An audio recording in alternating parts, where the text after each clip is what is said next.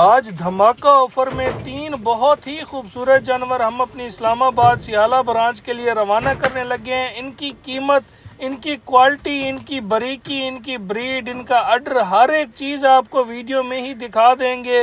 Rate भी मैं आपको बता देता हूँ।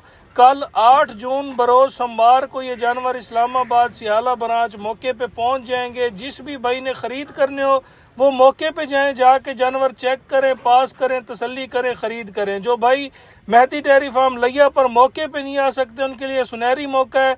जो जानवर राइट साइड पे खड़ा है और जो मिड वाली है, ये जोड़ा जिस भी भाई को चाहिए हो 14.5 लाख रुपए में आपको इस्लामाबाद से मिल जाएगा। और जो लेफ्ट साइड के ऊपर हैवी जानवर खड़ा है, माशाल्लाह ताज़ा सुई हुई है। इसकी अडर क्वालिटी देखें, पूरा मुठ भर वक्फे वक्फे पे इसका थन है।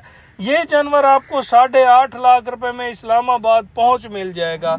इस्लामाबाद ब्रांच के राब्ता नंबर नीचे लिख दिए गए हैं, इन नंबर पे राब्ता करें, मौके पे जाएं, जाके जानवर देखें और मौके से जाके खरीद करें। इंतहाई मुनासिब रेट में आज ऑफर लगा दिया है। जिस भाई को जानवर पसंद है वो सियाला ब्रांच इस्लामाबाद विजिट कर सकते हैं।